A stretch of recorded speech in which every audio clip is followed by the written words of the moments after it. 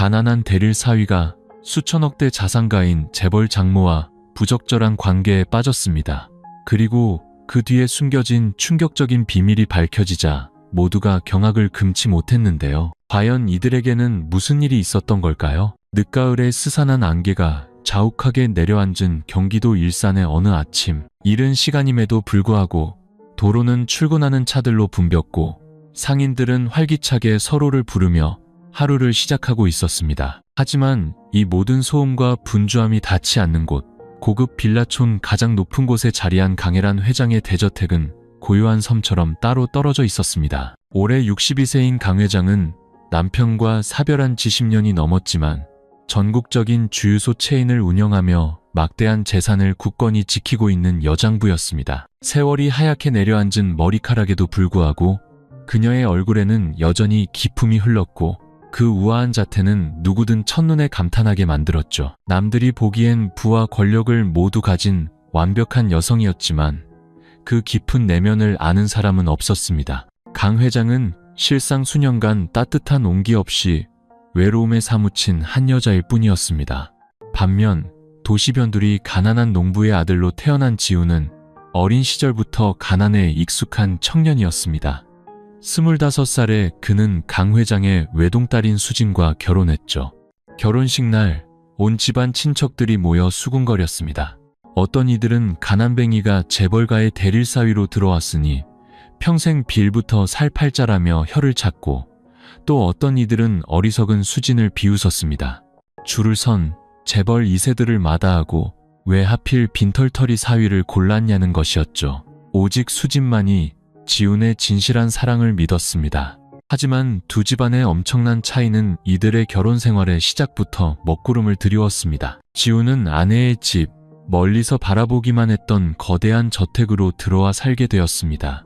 그 집에서의 한 걸음 한 걸음은 납덩이처럼 무거웠죠. 그는 호화로운 장식들과 자신을 아래 위로 훑어보는 친척들의 경계심 어린 눈초리 속에서 철저한 이방인이었습니다. 처가 식구들에게 그는 그저 운 좋게 빌부터 사는 놈일 뿐이었죠. 하지만 지훈이 전혀 예상치 못했던 것은 그런 자신에게 가장 먼저 눈길을 준 사람이 바로 장모님 강 회장이었다는 사실입니다. 저택에서 온 가족이 모여 저녁 식사를 할 때면 강 회장은 늘 상석에서 조용히 앉아 있었습니다. 말이 거의 없었지만 가끔 그녀의 시선은 지훈에게 머물렀고 무언가 깊은 생각에 잠긴 듯 보였습니다.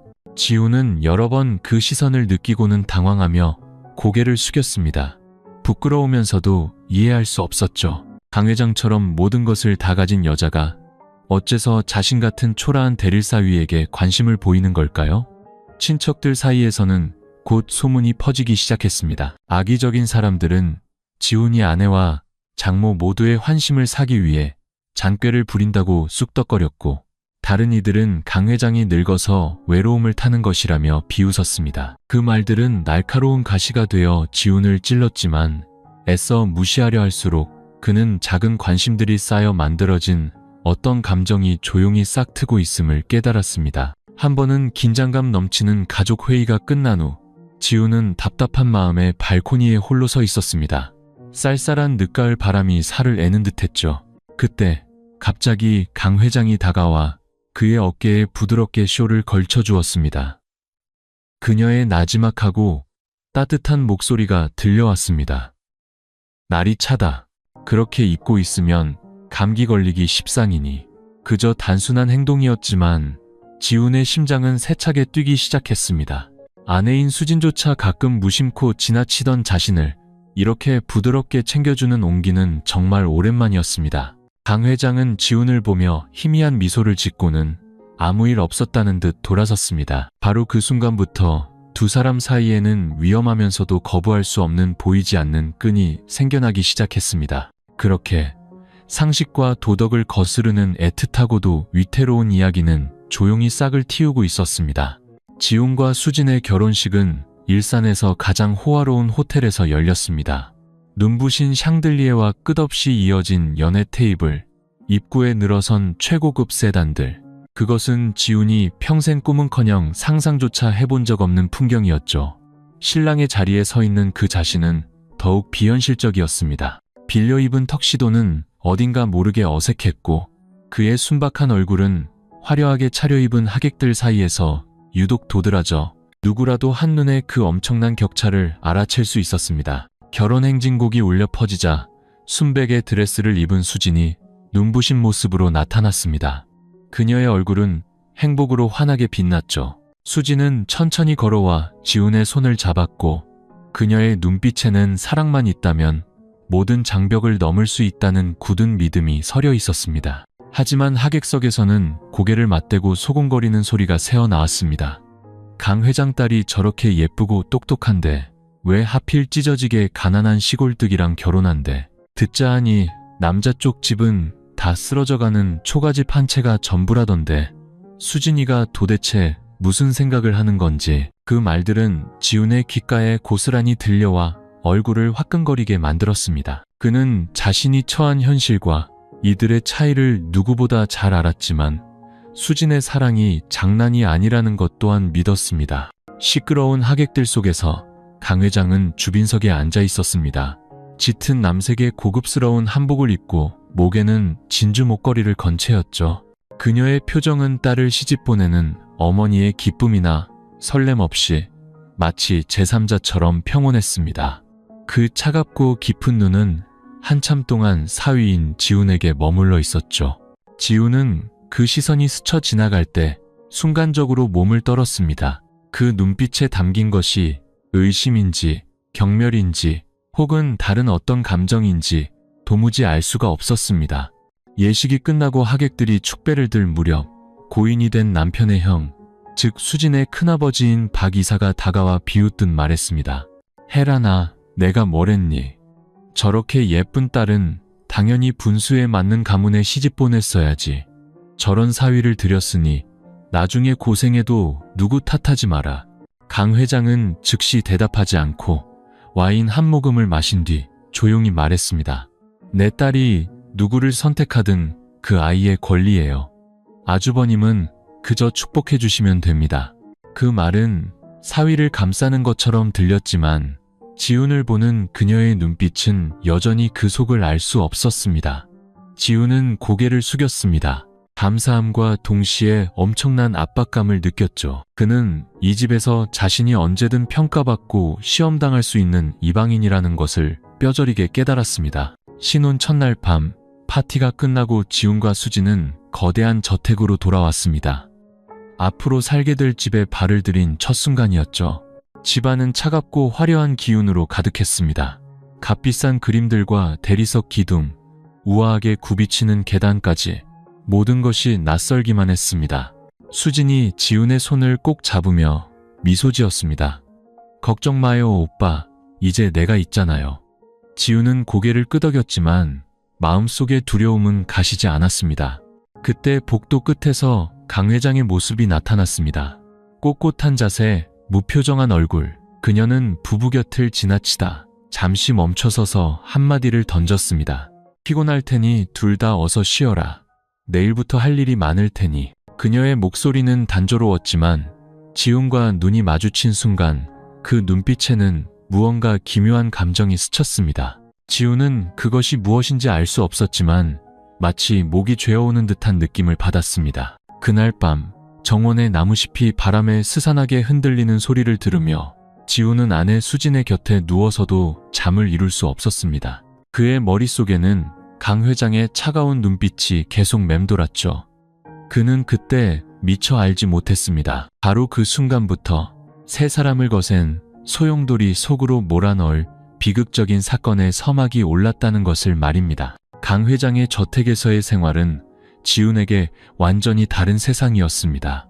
모든 것이 너무나 호화로워서 숨이 막힐 지경이었죠. 거실을 환하게 밝히는 거대한 크리스탈 샹들리에, 벽을 가득 채운 희귀한 미술품, 반짝이는 대리석 계단, 그리고 깔끔한 유니폼을 입고 5성급 호텔 직원처럼 엄숙한 표정으로 오가는 사용인들까지. 수진에게는 어린 시절부터 익숙한 집이었기에 별다른 감흥이 없었지만 지훈에게는 그 공간에서의 모든 발걸음이 무겁게만 느껴졌습니다. 마치 자신에게 속하지 않은 땅에 길을 잃은 이방인처럼 말이죠. 결혼 후 첫 식사 자리, 지우는 수진의 옆에 앉았고 맞은편에는 짙은 색의 정장을 입은 강 회장이 자리했습니다. 식탁은 오직 수저가 고급 도자기 그릇에 부딪히는 소리만 들릴 정도로 고요했죠. 지훈이 수진에게 생선살을 발라주고 막 식사를 하려는데 옆에 앉은 한 친척이 빈정거렸습니다. 여긴 다들 성공한 사업가들 뿐인데 우리 새 사위는 아직 국에 밥 말아 먹는 게 더 익숙하겠지? 그 말에 식탁에 앉은 모두가 웃음을 터뜨렸고 조롱 섞인 시선이 지훈에게 향했습니다. 그는 얼굴이 새빨개져서 수저를 내려놓으려 했죠. 분위기가 더 어색해지기 전에 강 회장이 나지막이 입을 열었습니다. 이 생선은 가시가 많으니 조심해서 먹어라. 식사란 원래 입에 맞게 맛있게 먹는 게 중요하지 귀천을 따지는 게 아니란다. 그녀의 목소리는 차분했지만 모든 사람을 침묵하게 만드는 힘이 있었습니다. 지훈이 고개를 들자 깊고 알 수 없는 눈빛으로 자신을 바라보는 강 회장과 눈이 마주쳤습니다. 그는 작게 고개를 끄덕였습니다. 네, 장모님, 감사합니다. 식사가 끝나고 모두가 흩어진 뒤 지훈은 숨을 돌리러 정원으로 나갔습니다. 자유로운 논밭의 공기에 익숙했던 그는 규칙으로 가득 찬 이 집이 답답하게 느껴졌습니다. 그가 서성이고 있을 때 강 회장이 나타났습니다. 발걸음은 가벼웠지만 위험이 있었죠. 그녀는 지훈의 옆에 서서 일렬로 심어진 나무들을 바라보며 말했습니다. 네가 익숙했던 환경과는 많이 다를 수 있겠지. 하지만 이제 한 가족이 되었으니 적응하는 법을 배워야 한다. 너무 부담 갖지는 말고. 지훈은 깜짝 놀랐습니다. 그녀가 먼저 말을 걸어올 줄은 몰랐기 때문이죠. 목소리는 엄격했지만 어딘가에 관심이 묻어나는 듯 했습니다. 그는 서둘러 대답했습니다.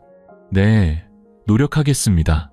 제가 아직 부족한 점이 많다는 거 알고 있습니다. 강 회장은 지훈의 마음속 열등감을 꿰뚫어보는 듯한 눈으로 그를 유심히 쳐다보았습니다. 그녀는 가볍게 고개를 끄덕이고는 돌아섰습니다. 꼿꼿한 그녀의 뒷모습과 바람에 살짝 흩날리는 숄은 지훈에게 형언할 수 없는 감정을 남겼습니다. 그 후 며칠 동안 지훈은 강 회장의 조용한 배려를 점차 깨닫게 되었습니다. 그가 번쩍이는 새 구두 때문에 발이 아파 쩔쩔매는 것을 보고는 조용히 사용인을 시켜 부드러운 가죽 슬리퍼를 가져다 주게 했습니다. 수진의 부탁으로 무거운 짐을 옮기고 있을 때 그녀는 우연히 지나가다 말했습니다. 그런 건 하인들이 할 일이다. 넌 무거운 일에 익숙지 않으니 허리를 다치기 쉽다. 평범하게 들릴 수 있는 말이었지만 어릴 때부터 모든 것을 스스로 해결해온 지훈에게 장모님의 이런 관심은 실로 큰 충격이었습니다. 온 친척이 그를 외부인 취급할 때 강 회장만은 그에게서 무언가 다른 점을 보는 듯했습니다. 어느 날 오후 일산에 갑작스러운 소나기가 쏟아졌습니다. 지훈은 처마 밑에 서 있다가 차가운 바람에 자신도 모르게 몸을 떨었죠. 그때 강 회장이 말없이 다가와 자신의 어깨에 걸치고 있던 얇은 카디건을 벗어 지훈의 어깨에 걸쳐주었습니다. 옷에 남아있던 온기가 전해지자 지훈의 심장은 평소보다 더 빨리 뛰었습니다. 그는 당황해서 돌려주려 했지만 그녀는 가볍게 손을 저으며 말했습니다. 감기 걸리겠다. 그냥 입고 있어라. 그 순간 지훈은 낯선 감정이 스며드는 것을 느꼈습니다. 그것은 더 이상 단순한 장모의 사위에 대한 관심이 아니었습니다. 그보다 더 깊고 이례적으로 친밀하고 따뜻한 무언가였죠. 지훈은 애써 마음을 다잡으며 거리를 둬야 한다고 스스로에게 다짐했습니다. 하지만 그의 무의식 속에는 다정한 눈빛을 한 강 회장의 모습이 지워지지 않는 흔적을 남기기 시작했습니다. 그는 미처 알지 못했습니다. 자신의 소외감과 열등감이 두 외로운 영혼을 가까이 끌어당기는 보이지 않는 다리가 되었다는 것을 말입니다. 그날 오후 저택은 텅 비어 있었습니다. 수지는 친구들과 약속이 있어 외출했고 지훈은 집 뒤편에 작은 창고를 정리하는 것을 돕고 있었죠. 일이 힘들지는 않았지만 먼지투성이었습니다. 평소 입던 정장은 이미 단정한 모습을 잃었죠. 지훈은 어릴 때부터 노동에 익숙했기에 땀이 등을 적셔도 묵묵히 상자들을 정리했습니다. 적어도 이 집에서 쓸모있는 존재가 된 것 같아 마음이 놓였습니다. 그가 서류가 든 상자를 들고 다락으로 올라가려던 순간 앞쪽 중앙 계단에서 쿵 하는 큰 소리가 들렸습니다. 깜짝 놀라 달려가 보니 짙은 색의 실크 원피스를 입은 강 회장이 발을 헛디뎌 계단 몇 칸 아래로 미끄러져 내리고 있었습니다. 하이힐 한쪽이 벗겨져 날아갔고 그녀는 난간을 잡으려 했지만 역부족이었죠. 생각할 겨를도 없이 지우는 그녀가 차갑고 딱딱한 대리석 바닥에 완전히 넘어지기 전에 몸을 날려 부축했습니다. 두 사람의 몸이 그대로 부딪혔습니다. 지우는 충격을 흡수하기 위해 무릎을 꿇었고 그 혼란스러운 순간에 그녀를 팔로 단단히 감싸 안았습니다. 장모님, 괜찮으세요? 지우는 가쁘게 숨을 몰아쉬었고 심장은 미친 듯이 뛰었습니다. 강 회장은 그에게 기댄 채 앉아 있었고 얼굴은 창백했지만 눈빛은 평소처럼 침착했습니다. 너무나 가까운 거리에서 지우는 그녀의 머리카락에서 나는 은은한 향기를 느낄 수 있었습니다. 그가 지금껏 맡아본 적 없는 깊고 우아한 향이었죠. 그녀가 약간 떨리는 목소리로 작게 대답했습니다. 고맙다. 네가 아니었으면 크게 다칠 뻔했구나. 지우는 그녀를 근처 의자에 부축해 앉혔습니다. 그녀의 무릎에서는 가벼운 찰과상으로 피가 조금씩 배어나왔습니다. 지우는 사용인을 기다리지 않고 벽장에서 구급상자를 꺼내왔습니다. 그녀가 아프지 않도록 조심스럽게 상처를 소독하는 그의 손은 미세하게 떨렸습니다. 강 회장은 그런 그를 바라보았습니다. 그녀의 눈빛은 평소의 냉정함과 달리 부드럽게 풀려 있었죠. 네가 참 섬세하구나. 이런 건 보통 수진이도 할 줄 모르는데. 그녀는 드물게 따뜻한 기운이 담긴 목소리로 희미하게 웃었습니다. 지우는 어색하게 미소 지으며 말했습니다. 시골에서 자라서 익숙해서요. 장모님. 어릴 때 농사일하다가 자주 넘어져서 혼자 치료하곤 했습니다. 그 순간 강 회장은 그의 눈을 똑바로 쳐다보았습니다. 그 눈빛에는 감동의 빛이 스치는 듯했습니다. 평생 비단 옷을 입고 하인들의 시중을 받으며 살아온 한 여인이 가난한 청년의 소박하고 진실한 모습 앞에서 문득 심장이 흔들리는 것을 느꼈습니다. 지훈이 붕대 감는 것을 마쳤을 때 강 회장은 자신도 모르게 그의 손등 위에 자신의 손을 올려놓았습니다. 스치듯 짧은 순간이었지만 지훈은 마치 전기가 흐르는 듯한 느낌을 받았습니다. 그는 화들짝 놀라 손을 거두었고 얼굴은 새빨갛게 달아올랐습니다. 죄송합니다. 그냥 도와드리려고. 강 회장은 그를 뚫어지라 쳐다보며 가볍게 고개를 저었습니다. 사과할 필요 없다. 네가 착한 아이라는 거 내가 안다. 이 집안에서 너처럼 진심을 가진 사람은 드물지. 그 말에 지우는 할 말을 잃었습니다. 강 회장에게서 그렇게 다정한 말을 들은 것은 처음이었습니다.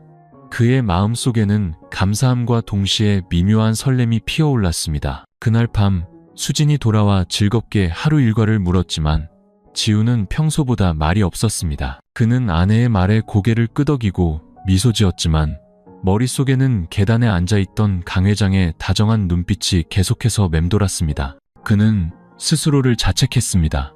내가 지금 무슨 생각을 하는 거지?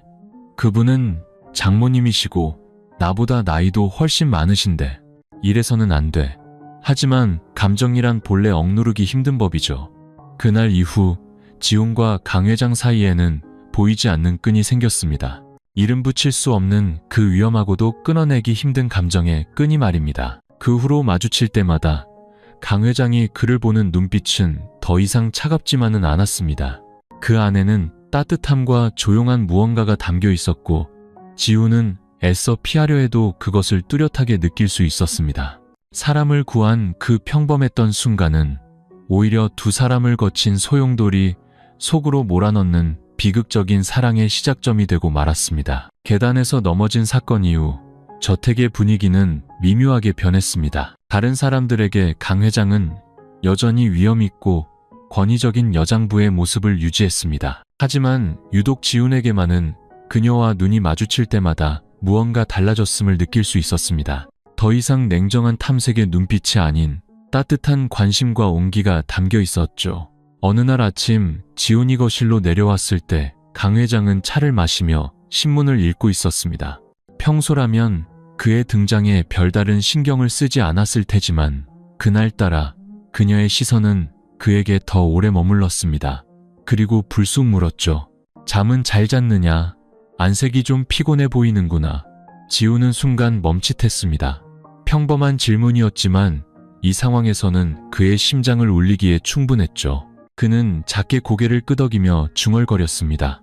네, 아마 새 침대가 아직 익숙지 않아서 그런가 봅니다. 강 회장은 가볍게 고개를 끄덕이고는 시선을 돌렸지만 지우는 그녀의 눈길에 남아있는 부드러움을 느낄 수 있었습니다. 그것은 결코 장모가 사위에게 보내는 일반적인 시선이 아니었습니다. 그날 저녁 식사 자리, 모두가 시끌벅적하게 대화를 나누는 동안 지우는 반짝이는 은수저를 들고 쩔쩔매고 있었습니다.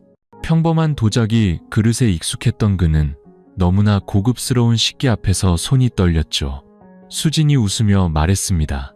오빠는 참 서투르다니까. 이게 뭐가 어렵다고 그래요. 식탁에 있던 모두가 따라 웃었고 누군가는 놀리는 말을 던졌습니다. 지우는 부끄러움에 고개를 숙였지만 다시 고개를 들었을 때 강 회장의 눈빛과 마주쳤습니다. 그 눈에는 비웃음도 경멸도 없었습니다. 그저 신경 쓰지 마라, 내 잘못이 아니다 라고 말하는 듯한 깊고 조용한 시선이었죠. 그 눈빛은 보이지 않는 손처럼 지훈의 마음을 어루만져 주었고 그는 자신도 모르게 희미하게 미소 지었습니다. 그 후 며칠 동안 변화는 더욱 뚜렷해졌습니다.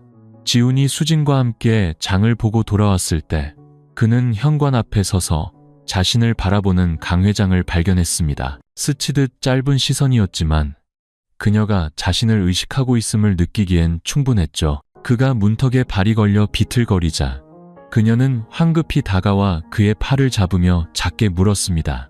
괜찮으냐? 조심해야지. 넘어지지 말고. 그녀의 목소리는 부드럽고 따뜻해서 지우는 순간 숨이 멎는 듯했습니다. 손길은 찰나였지만 그에게는 형언할 수 없는 감정을 불러일으켰습니다. 위안과 동시에 불안감을 느끼게 하는 묘한 감정이었죠. 깊은 밤, 지우는 뒤척이며 잠을 이루지 못했습니다. 그는 자신을 향한 강 회장의 시선과 그의 팔을 스쳤던 손길의 감촉을 떠올렸습니다. 내가 잘못 생각하는 거야. 그분은 장모님일 뿐이야. 분명 이건 내 착각일 거야. 그는 스스로를 다그쳤습니다. 하지만 잊으려 할수록 그 모습은 더욱 선명해졌습니다. 수진이 외출한 어느 오후, 지훈이 정원을 정리하고 있을 때 강한 바람이 불어왔습니다. 테이블 위의 서류들이 사방으로 흩날렸죠. 지훈이 황급히 서류를 줍고 있을 때 강 회장이 나타났습니다. 그녀의 긴 치맛자락이 바람에 부드럽게 흩날렸습니다. 그녀는 함께 허리를 숙여 서류를 주워주었고 그러다 무심코 그녀의 손이 지훈의 손에 닿았습니다. 짧은 순간이었지만 두 사람 모두 잠시 멈칫했습니다. 그녀는 깊은 눈으로 지훈을 바라보았고 입술을 살짝 달싹였지만 아무 말도 하지 않았습니다. 지훈은 황급히 손을 빼며 얼굴을 붉혔습니다. 죄송합니다. 그녀는 그저 조용히 고개를 저으며 나지막이 말했습니다. 아니다. 그 순간 지훈은 그녀의 눈빛이 더 이상 어른으로서의 단순한 관심이 아님을 깨달았습니다. 그 안에는 억눌린 무언가 다른 종류의 감정이 담겨 있었죠. 그리고 지훈은 애써 부정하려 해도 자신의 심장이 설레고 있다는 것을 똑똑히 느꼈습니다. 그날 이후 강 회장을 마주할 때마다 지훈은 숨이 막히는 듯했습니다. 그녀의 시선은 보이지 않는 끈이 되어 조용히 그를 올감했습니다. 그는 두려우면서도 그 시선을 피할 수가 없었습니다. 결혼 초기의 어색함이 지나고 지훈은 저택 생활에 점차 익숙해졌지만 처가 친척들의 무시하는 눈초리에서는 여전히 벗어날 수 없었습니다. 강 회장 집안의 부유함은 보이지 않는 벽처럼 지훈을 항상 초라하게 만들었죠. 특히 강 회장의 시아주버니 임박 이사는 노골적으로 그를 무시했습니다. 그는 조카를 본다는 핑계로 수시로 저택에 드나들며 마치 감시자처럼 행동했습니다. 지훈을 볼 때마다 그는 경멸이 담긴 비웃음을 흘렸죠. 어느 날 오후 수진이 회사에서 막 돌아왔을 때 박 이사는 그녀를 정원 구석으로 불러내 목소리를 낮췄습니다. 수진아, 너처럼 똑똑하고 좋은 집안 아이가 왜 저런 빈털터리 녀석이랑 결혼했니? 저놈은 돈 때문에 너한테 붙은 거지. 사랑 같은 건 없어. 나중에 회사 물려받을 때가 되면 저놈이 아무짝에도 쓸모없다는 걸 알게 될 게다. 수지는 미간을 살짝 찌푸렸습니다. 저는 제 남편을 믿어요. 지훈 씨가 가난할지는 몰라도 진심인 사람이에요. 박 이사는 헛웃음을 치며 수진의 어깨를 두드렸습니다. 믿든 안 믿든 그건 내 자유지만 내 말을 기억해둬라. 언젠가 반드시 후회할 날이 올 테니. 그 말들은 조용히 수진의 마음에 밝혔습니다. 그녀는 남편을 믿었지만 화려한 사람들 속에서 유독 서툴고 어색해하는 남편을 볼 때마다 마음 한구석이 쓰라린 것은 어쩔 수 없었습니다. 지훈이 느끼는 압박감은 날이 갈수록 커져만 갔습니다. 그는 친척들이 자신을 돈 보고 들어온 놈으로 취급한다는 것을 알았고 등 뒤에서 들려오는 비웃음에도 그저 침묵할 수밖에 없었습니다. 그를 더욱 힘들게 한 것은 강 회장의 달라진 눈빛이었습니다. 계단에서 자신에게 도움을 받은 이후 그녀는 종종 알 수 없는 부드러운 눈빛으로 그를 바라보았습니다. 다정한 안부 인사와 무심결에 스치는 손길은 지훈을 한없이 혼란스럽게 만들었습니다. 어느 날 저녁 온 가족이 모여 식사를 할 때 박 이사가 갑자기 강 회장에게 말했습니다. 재수씨, 저것 좀 보시오. 새 사위는 시골뜨기라 그런지 예의범절도 모르고 영 서툴기만 하구려. 진작에 수진이 짝으로 제대로 된 사람을 찾아줬어야지. 식탁의 분위기가 순식간에 싸늘해졌습니다. 지훈은 몸이 굳었고 수진은 분노로 얼굴이 붉어졌지만 강 회장은 평온한 목소리를 유지했습니다. 한 번 사위는 영원한 사위입니다. 아주버님은 더 이상 말씀하지 마세요. 누구나 장단점은 있는 법이고 진심만 있으면 되는 겁니다. 그 대답에 모두가 놀랐습니다. 지훈이 고개를 들자 자신을 바라보는 강 회장의 눈빛과 마주쳤습니다. 이번에 그 눈빛은 친척들 앞에서 자신을 보호해주는 것뿐만 아니라 마치 개인적인 확신을 주는 듯한 부드러움이 담겨 있었습니다. 지훈의 심장이 빠르게 뛰었고 그는 당황해서 서둘러 밥을 먹기 위해 고개를 숙였습니다. 그날 밤 지훈은 홀로 현관에 앉아 있었습니다. 일산의 밤바람은 유난히 차가웠죠. 그는 방 안에서 잠든 아내 수진을 생각하다가 이내 자신을 향한 강 회장의 눈빛을 떠올렸습니다. 그의 마음속에는 마치 두 낭떠러지 사이에 서 있는 듯한 불안감이 솟아올랐습니다. 이 관계가 더 나아가서는 안 된다는 것을 알면서도 어째서 자신의 심장은 이렇게 흔들리는 걸까요? 저택의 다른 한편 강 회장은 창가에 조용히 서서 지훈이 앉아있던 뜰을 내려다보고 있었습니다. 그녀의 얼굴은 더 이상 평소처럼 차갑지 않았고 깊은 생각에 잠긴 그림자가 드리워져 있었죠. 그녀는 자신의 마음속에서 무슨 일이 일어나고 있는지 잘 알았지만 걷잡을 수 없이 커져가는 감정을 막을 수는 없었습니다. 그 감정은 외로움 속의 위안인 동시에 예측할 수 없는 위험이었습니다. 가족 내의 갈등은 점점 더 뚜렷해졌습니다. 수지는 남편을 믿으면서도 박 이사가 심어놓은 불안감에 시달렸습니다. 지훈은 아내에 대한 의리와 거부할 수 없는 설렘 사이에서 괴로워했죠. 그리고 권력자이지만 고독했던 강 회장은 자신조차 인정하기 두려운 낯선 감정에 점점 더 깊이 빠져들고 있었습니다. 모든 것이 마치 조용히 타오르는 불씨 같았습니다. 그저 한 번의 강한 바람만 불면 맹렬한 불길로 타오를 준비가 되어 있었죠. 긴장감 넘치던 식사 이후 지훈은 거의 집안에서 자신을 감추다시피 했습니다. 그는 말을 줄이고 조용히 집안의 작은 일들을 도왔죠. 무시당하는 것이 당연하다고 생각하면서도 박 이사 앞에서 자신을 감싸주던 강 회장의 눈빛을 떠올릴 때마다 감사함과 불안감을 동시에 느꼈습니다. 어느 날 아침 지훈이 차고를 정리하고 있을 때 강 회장이 갑자기 그를 서재로 불렀습니다. 넓은 서재는 각종 상패와 사업 서류들로 가득 차 있었죠. 그녀는 책상 뒤에 앉아 엄숙한 표정과 차분한 목소리로 말했습니다. 지훈아, 이 집에 들어와 살게 된 이상 안정적인 일이 있어야지. 언제까지고 수진이에게만 기댈 수는 없지 않으냐. 내가 외곽에 운영하는 주유소 몇 군데에 관리자가 필요한데 네가 한번 해보지 않겠느냐? 지훈은 깜짝 놀랐습니다. 장모님이 자신에게 그토록 중요한 일을 맡길 것이라고는 상상도 못했기 때문이죠. 잠시 망설이던 그는 서둘러 고개를 저었습니다. 저는 제가 능력이 부족해서 감당하지 못할 겁니다. 사업은 한 번도 해본 적이 없어서요. 강 회장은 깊은 눈으로 그를 뚫어지게 쳐다보았습니다. 태어날 때부터 잘하는 사람은 없다. 배우려는 의지가 있느냐가 중요하지. 나는 네가 남들이 말하는 것처럼 형편없는 사람이라고 생각하지 않는다. 한번 해보거라. 내가 뒤에서 도와주겠다. 지우는 망설였습니다. 이 기회가 자신을 증명할 수 있는 길이라는 것을 알았지만 실패하면 더 큰 웃음거리가 될까 두려웠습니다. 그는 두 손을 모으고 작은 목소리로 말했습니다. 열심히 해보겠습니다. 강 회장은 가볍게 고개를 끄덕였고 입가에 희미한 미소가 번졌습니다. 지훈이 자신을 향해 웃는 그녀의 모습을 본 것은 처음이었습니다. 그 가벼운 미소는 이상하게도 그의 마음을 따뜻하게 만들기에 충분했습니다. 그 후 며칠 동안 강 회장은 직접 지훈을 주유소로 데려가 직원들에게 소개했습니다. 그녀는 그의 곁에 서서 엄격하면서도 동시에 깊은 신뢰를 담아 말했죠. 내 사위다. 오늘부터 이곳의 운영을 맡을 테니 여러분들이 잘 도와주도록 하세요. 등 뒤에서 들려오는 수군거림에 지훈은 긴장했지만 옆에선 강 회장의 단호한 눈빛은 그에게 힘을 실어주었습니다.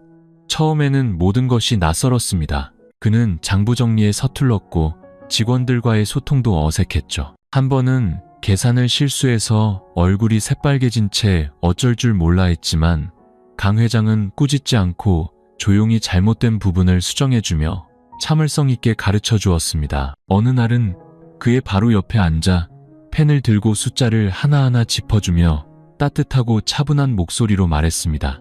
자, 이렇게 다시 해보렴. 침착하게 하다 보면 금방 익숙해질 게다. 그 가까운 거리에서 그녀의 숨결이 뺨에 닿자 지우는 당황스러웠습니다. 그는 애써 집중하려 했지만 마음속에서는 이상한 감정이 피어올랐습니다. 어느 날 저녁 주유소 점검을 마친 후 갑자기 폭우가 쏟아졌습니다. 강 회장의 차를 부를 경황이 없자 지우는 서둘러 우산을 들고 그녀를 막아섰습니다. 거센 바람과 함께 비가 쏟아져 작은 우산 하나로는 역부족이었죠. 강 회장은 그의 곁으로 살짝 몸을 기댔고 무의식적으로 그의 팔을 잡았습니다. 그 행동에 지우는 순간 멈칫했고 그 순간 그는 두 사람 사이에 흐르는 이례적인 친밀감을 똑똑히 느꼈습니다. 집에 돌아와 지훈이 자기 방으로 들어가려 할 때 강 회장이 그를 멈춰 세우고 조용히 말했습니다. 오늘 잘했다. 나는 네가 앞으로 더 많은 것을 해낼 수 있을 거라고 믿는다. 그녀의 목소리는 낮았고 그를 바라보는 눈빛은 신뢰로 가득 차 있었습니다. 지훈은 고개를 숙였고 가슴이 뜨거워졌습니다. 그것은 단순한 격려가 아니었습니다. 그 안에는 지훈이 분간하기 어려운 친밀함이 섞여 있었죠.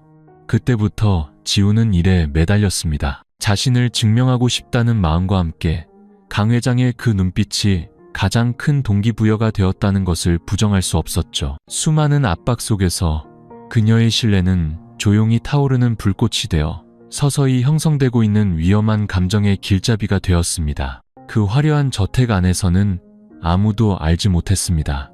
단순한 관심과 무해해 보였던 시험에서 시작된 비극적인 관계가 한 걸음씩 싹을 틔우고 있다는 사실을 말입니다. 일산의 늦겨울, 하늘에서는 예고 없이 차가운 비가 쏟아지곤 했습니다. 그날도 지훈은 강 회장과 함께 새로 문을 연 주유소를 점검하고 있었죠. 일은 밤늦게까지 이어졌습니다. 두 사람이 막 돌아가려 할 때 하늘이 뚫린 듯 비가 쏟아졌습니다. 바람이 문틈으로 스며들어 공간은 뼈가 시릴 정도로 추웠죠. 운전기사는 급한 일로 자리를 비웠고 다른 차는 아직 도착하지 않았습니다. 텅 빈 작은 주유소, 소박한 사무실 안에는 지훈과 강 회장 단둘만이 남아 있었습니다. 비바람에 전기가 불안정해 노란 백열등이 희미한 빛을 깜빡이며 뿜어냈습니다. 지훈은 강 회장이 얇은 코트만 걸친 채 가늘게 떠는 것을 보았습니다. 그는 생각할 겨를도 없이 자신의 외투를 벗어 건넸습니다. 장모님, 이거라도 걸치세요. 저는 괜찮습니다. 강 회장은 순간 멈칫하며 지훈의 순박한 얼굴을 바라보았습니다. 오랫동안 그녀는 하인들의 기계적인 시중에 익숙해져 있었죠.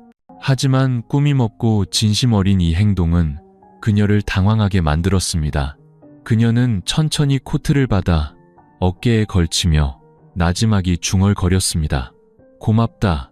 좁은 공간, 처마 끝에서 떨어지는 빗방울 소리만이 가득한 가운데 두 사람은 말없이 마주 앉아 있었습니다. 지우는 조용히 강 회장의 모든 움직임을 무의식적으로 쫓고 있었죠. 그녀의 머리카락이 살짝 흐트러져 있었고 몇 가닥의 흰머리가 노란 불빛 아래 반짝였습니다. 세월의 흔적이 엿보이는 얼굴이었지만 그에게서는 다른 누구에게서도 본 적 없는 우아하고 깊은 아름다움이 풍겨나왔습니다. 영원처럼 느껴지는 침묵 끝에 강 회장이 고개를 들었고 지훈의 시선과 마주쳤습니다. 두 눈이 마주치는 순간 기묘한 전율이 흘렀습니다. 지훈은 황급히 고개를 돌렸습니다. 심장은 통제불능으로 뛰었고 그는 속으로 자신을 꾸짖었습니다. 내가 지금 무슨 짓을 하는 거지? 저분은 내 아내의 어머니고 나보다 40살 가까이 많으신 분인데. 하지만 이성은 감정을 억누르지 못했습니다. 강 회장 역시 설렘을 감추지 못했습니다. 남편이 죽은 후 그녀는 수많은 재산에 둘러싸여 살았지만 마음을 나눌 사람은 없었습니다. 서툴지만 진실한 지우는 마치 새로운 바람처럼 그녀의 마음에 스며들었습니다. 그때 거센 바람에 사무실 문이 활짝 열렸습니다. 지훈이 급히 달려가 문을 잡았죠. 강 회장이 그의 뒤를 따랐고 무의식적으로 그의 어깨에 손을 얹었습니다. 그 짧은 접촉에 두 사람 모두 다시 멈칫했습니다. 지훈이 고개를 돌리자 그들의 눈은 다시 마주쳤습니다. 숨결이 섞일 만큼 가까운 거리에서 말이죠. 1초, 2초, 그리고 두 사람은 마치 눈앞에 깊은 낭떠러지를 발견한 것처럼 동시에 뒤로 물러섰습니다. 강 회장은 당황스러움을 감추려 작게 헛기침을 했습니다. 날이 너무 춥구나. 이리 가까이 앉아라.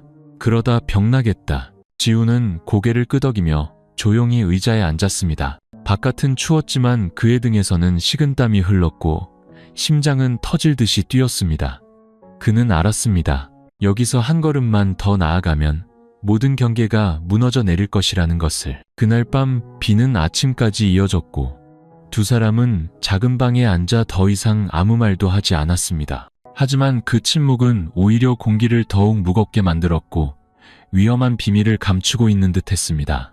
차가 도착했을 때 강 회장은 코트를 입고 먼저 밖으로 나섰습니다. 그녀의 얼굴은 평소의 엄격한 표정으로 돌아와 있었죠. 하지만 지훈의 곁을 지나갈 때 그녀는 잠시 멈춰서서 그에게만 들릴 정도로 아주 작게 말했습니다.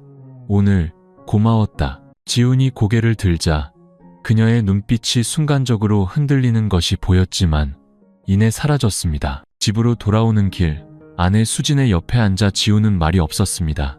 수진은 친구들 얘기를 제잘거렸고 그는 그저 고개만 끄덕였죠. 그의 머릿속에는 빗속의 그 밤, 이름 모를 감정으로 가득 차 있던 강 회장의 눈빛만이 맴돌았습니다. 그날 밤 지훈은 뜬 눈으로 밤을 새웠습니다. 그는 알았습니다. 이제 강 회장과 자신은 결코 이전으로 돌아갈 수 없다는 것을. 보이지 않는 끈이 두 사람을 묶어버렸습니다. 달콤하면서도 두려운 끈이었습니다. 급이 오는 밤 이후 저택의 분위기는 묘하게 달라졌습니다.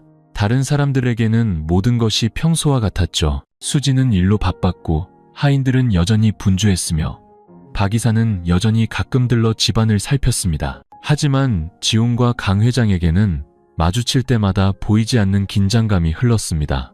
오직 두 사람만이 느낄 수 있는 긴장감이었죠. 지훈은 거리를 두려고 애썼습니다.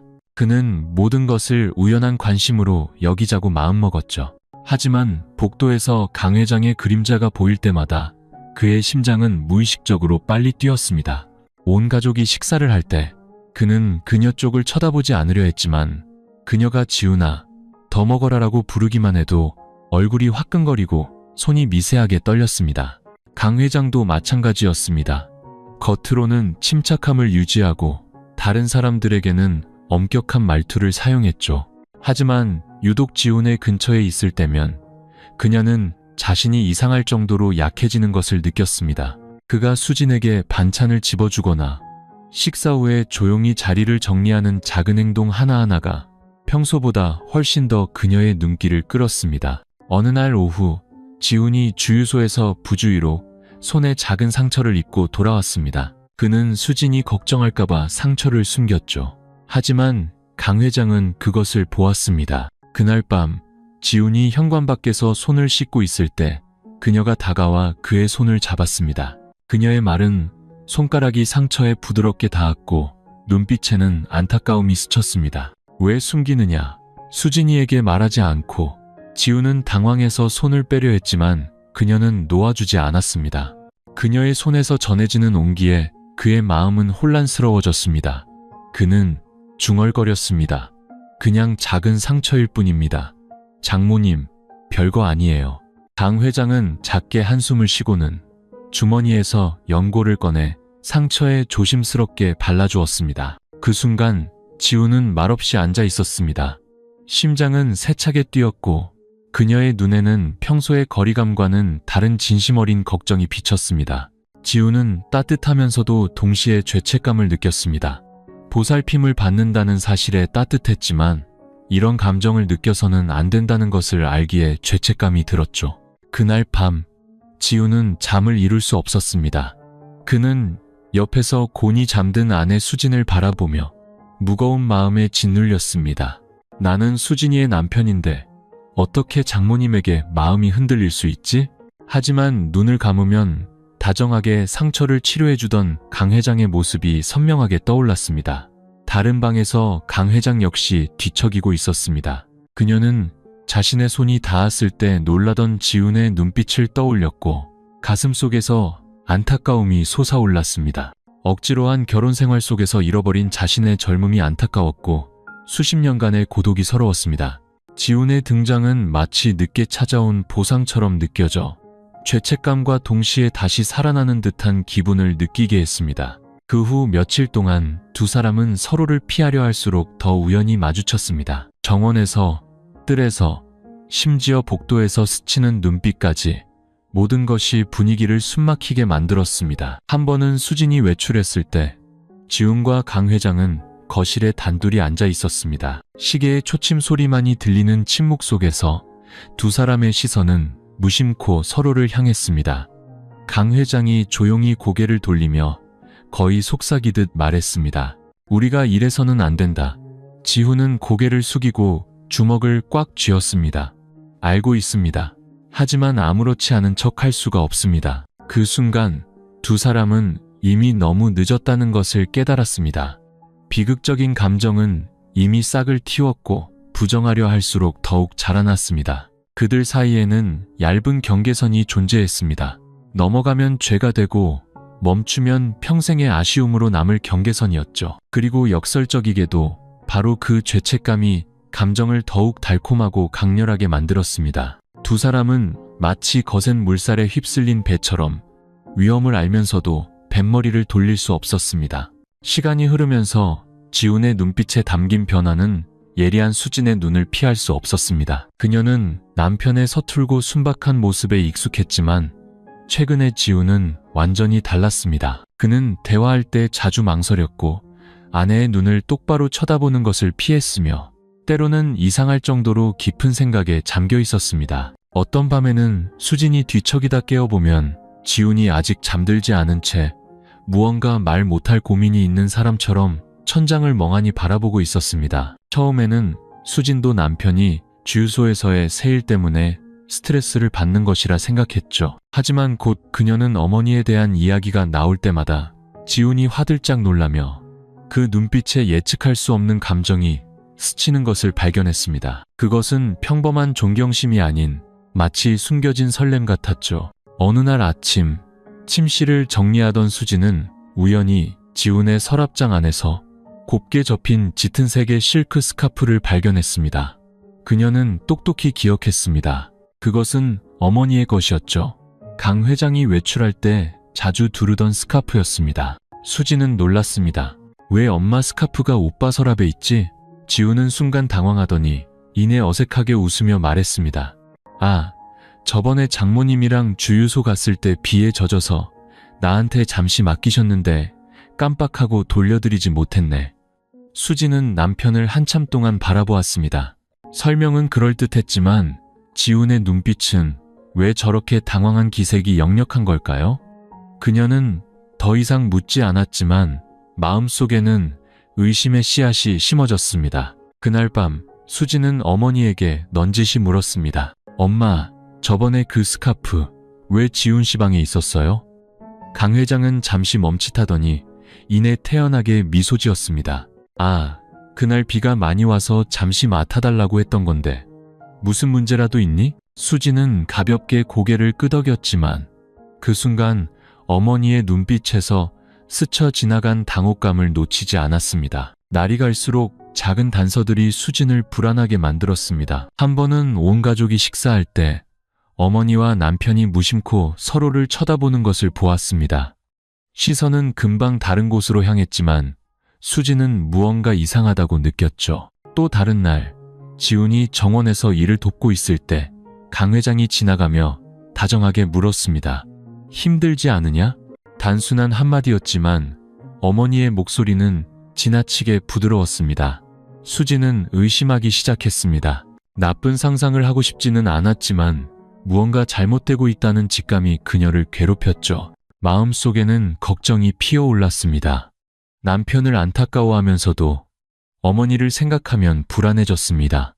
어느 날 오후, 수지는 일부러 회사에서 일찍 퇴근했습니다. 거실에 들어섰을 때 그녀는 지훈이 강 회장을 도와 서류를 정리하는 모습을 보았습니다. 두 사람은 평소보다 훨씬 더 가까이 앉아 있었죠. 그리고 수진이 인사를 건네자 두 사람 모두 화들짝 놀랐습니다. 지훈은 어색하게 일어섰고 강 회장은 태연하게 서류를 정리하며 차분하게 말했습니다. 일찍 왔구나. 지훈이에게 서류 정리 좀 도와달라고 했단다. 수지는 미소 지었지만 마음은 마치 누가 쥐어짜는 듯 아팠습니다. 남편의 얼굴은 새빨갛게 달아올라 있었고 시선은 그녀를 피하고 있었습니다. 그날 밤 수지는 뒤척이며 잠을 이루지 못했습니다. 그녀는 남편을 바라보던 어머니의 눈빛, 그 스카프, 그리고 예전에는 무심코 지나쳤던 작은 행동들을 떠올렸습니다. 모든 것이 하나의 끔찍한 의심으로 이어졌습니다. 설마 엄마랑 내 남편이? 하지만 여자의 직감은 틀리는 법이 없었습니다. 수지는 이 집안에서 어떤 비밀이 자라나고 있다는 것을 알았습니다. 그리고 무슨 수를 써서라도 그 진실을 밝혀내겠다고 다짐했습니다. 집안에서 오가는 뒷말은 결코 멈추지 않았습니다. 지훈이 저택에 발을 들인 날부터 강 회장의 시아주버니인 박 이사는 늘 마음속에 불만을 품고 있었죠. 그는 가난한 사위를 경멸했을 뿐만 아니라 지훈이 강 회장이 막대한 재산을 독차지하는 핑곗거리가 되어 자신의 야망을 가로막을까봐 두려워했습니다. 어느 날 저녁 식사 후 박 이사는 조용히 밖으로 나가 사진사를 고용하는 지인에게 전화를 걸었습니다. 그의 목소리는 교활함으로 가득 차 있었죠. 자네, 우리 집안에 새로 들어온 그 사위 녀석 좀 바싹 따라붙어 주게. 특히 재수 씨랑 같이 있을 때 말이야. 아주 선명한 사진이 필요해. 작은 거 하나라도 놓치지 말고. 상대방이 놀라서 물었습니다. 이사님, 혹시 뭐 의심 가시는 거라도 있습니까? 그래도 장모와 사위 사이인데. 박 이사는 말을 자르며 비웃었습니다.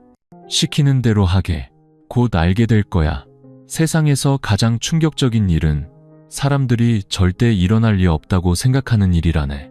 그날부터 검은 그림자가 조용히 지훈을 뒤쫓기 시작했습니다. 지훈이 주유소에 갈 때, 강 회장과 함께 장을 볼 때, 심지어 두 사람이 서류를 검토하며 앉아 있을 때조차 몰래카메라 렌즈가 그들을 기록했습니다. 지훈은 전혀 눈치채지 못했습니다. 그는 자신을 증명하기 위해 일에만 몰두했죠. 강 회장의 격려를 받을 때마다 그는 더 큰 힘을 얻었습니다. 하지만 바로 그 친밀함 때문에 그는 점점 더 자신의 감정을 숨기기 어려워졌습니다. 강 회장이 장부를 가리키기 위해 몸을 숙일 때 그녀의 머리카락이 그의 어깨에 부드럽게 스치면 지훈의 심장은 세차게 뛰었습니다. 그의 시선은 무의식적으로 필요한 시간보다 더 오래 그녀의 얼굴에 머물렀습니다. 비밀스러운 렌즈에게 그 순간들은 부인할 수 없는 증거가 되었습니다. 어느 날 저녁, 또다시 비가 내렸습니다. 강 회장과 지우는 주유소 처마 밑에서 비를 피했고 노란 불빛 아래 두 사람은 바싹 붙어 앉아 있었죠. 지우는 그녀를 위해 살짝 우산을 기울였고 그의 눈빛은 따뜻한 관심으로 빛났습니다. 어둠 속에 숨어있던 사진사는 쉴 새 없이 셔터를 눌렀습니다. 강 회장의 부드러운 미소, 무심코 스친 손길, 모든 것이 선명하게 기록되었습니다. 저택 안에서 수지는 아직 명확한 증거를 찾지 못했지만 직감은 그녀에게 남편을 더 유심히 관찰하라고 속삭였습니다. 지훈이 어색하게 자신을 피할 때마다 그녀의 마음은 아프게 저려왔죠. 어느 날 밤 그녀가 조용히 물었습니다. 오빠, 나한테 뭐 숨기는 거 있어요? 요즘 왜 이렇게 달라졌어요? 지훈은 황급히 아내의 손을 잡으며 애써 진정시켰습니다. 아니야, 그냥 일이 힘들어서 그래. 이상한 생각하지 마. 수지는 남편의 눈을 깊이 들여다보았지만 예전과 같은 솔직함을 찾을 수 없었습니다. 그녀의 심장은 불안감으로 떨렸습니다. 한편 박 이사는 충분한 사진을 모았습니다. 그는 자신의 방에 앉아 사진을 한 장 한 장 넘겨보았죠. 빗속에서 가까이 서 있는 지훈과 강 회장, 식사 중에 눈을 마주치는 두 사람, 그의 팔에 가볍게 닿는 그녀의 손. 모든 사진이 마치 비수 같았습니다. 박 이사는 차갑게 웃었습니다. 하늘이 나를 돕는구나. 이제 곧 온 집안이 눈을 크게 뜨고 보게 될 것이다. 음모는 점점 더 뚜렷해졌습니다. 지훈과 강 회장 사이의 비밀은 그저 은밀한 감정의 흔들림이었지만 이제는 렌즈 아래 낱낱이 드러나게 되었습니다. 그리고 이 사진들이 공개되는 순간 거센 폭풍이 온 가족을 출구 없는 소용돌이 속으로 몰아넣을 것이었습니다. 지훈은 아직 아무것도 몰랐습니다. 그는 그저 보이지 않는 압박감이 점점 더 커지는 것을 느낄 뿐이었죠. 밤이 되면 그의 마음속에는 마치 누군가가 자신의 모든 발걸음을 지켜보고 있는 듯한 불길한 예감이 솟아올랐습니다. 하지만 그는 그 잔인한 진실이 생각보다 훨씬 더 가까이 다가와 있다는 것을 상상조차 하지 못했습니다. 주유소 체인에서 일을 시작한 이후 지훈은 자신이 변하고 있다는 것을 깨달았습니다. 그는 더 성숙해졌고 장부를 관리하고 직원들과 소통하는 법을 배웠습니다. 하지만 그와 동시에 그는 자신이 점점 더 강 회장과의 감정의 소용돌이에 깊이 빠져들고 있다는 것도 알게 되었죠. 낮에는 장모와 사위로서 평범하게 업무 이야기를 나누었지만 밤이 되어 모든 것이 조용해지면 지훈은 자신을 바라보던 그녀의 눈빛과 다정한 배려를 떠올렸습니다.